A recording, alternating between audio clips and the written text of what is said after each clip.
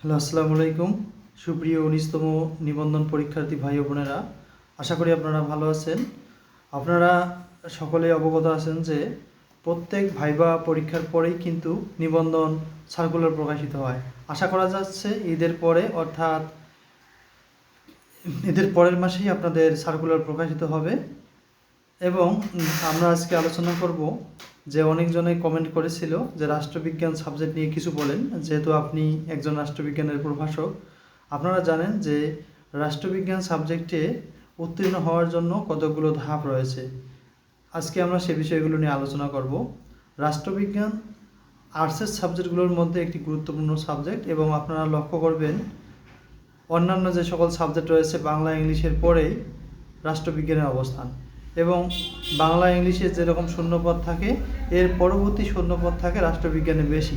এরপরে সমাজবিজ্ঞান, অর্থনীতি, দর্শন, ভূগোল যাই বলেন ওগুলো সাবজেক্টে কিছু কম থাকে, রাষ্ট্রবিজ্ঞানে একটু শূন্যপদ বেশি থাকে। আজকে আমরা আলোচনা করব রাষ্ট্রবিজ্ঞান কলেজ পর্যায়ে উত্তীর্ণ হওয়ার জন্য কিছু গুরুত্বপূর্ণ টিপস অ্যান্ড ট্রিক্স নিয়ে।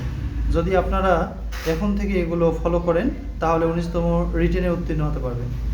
১৯তম রিটেনে উত্তীর্ণ হওয়ার জন্য আপনাদের এখন থেকে লেখার কোয়ালিটি ভালো করতে হবে। একমাত্র লেখার উপর ডিপেন্ডস করে কিন্তু রিটেন রেজাল্ট। এর পাশাপাশি আমরা যদি লক্ষ্য করি যে আপনারা এখন থেকে একটা সাজেশন তৈরি করতে পারেন যে কোন প্রশ্নগুলো ১৯তমর জন্য খুবই গুরুত্বপূর্ণ, সে প্রশ্নগুলো আপনারা এখন থেকে পড়তে পারেন। এবং এর পাশাপাশি আপনাদের টাইম মেনটেন করতে হবে যে ১০০ মার্কের আনসার যেন ৩ ঘন্টার মধ্যেই দেয়া যায়। আপনি একটি প্রশ্ন লিখলেন 30 মিনিট, আর একটি প্রশ্ন লিখলেন 20 মিনিট, তাহলে কিন্তু হবে না। সকল প্রশ্নে একই সময় দিতে হবে এবং প্রশ্নের ধারা একই রাখতে হবে, সুন্দরভাবে লিখতে হবে।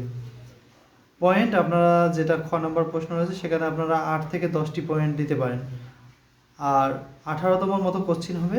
18তমতে যেমন প্রত্যেকটা প্রশ্নে ক খ ছিল ঠিক সেরকম হবে। আপনারা এই প্রশ্নের আঙ্গিকে কীভাবে কমপ্লিট করা যায় 3 ঘন্টার মধ্যে, সময়টা অবশ্যই ভাগ করে নেবেন।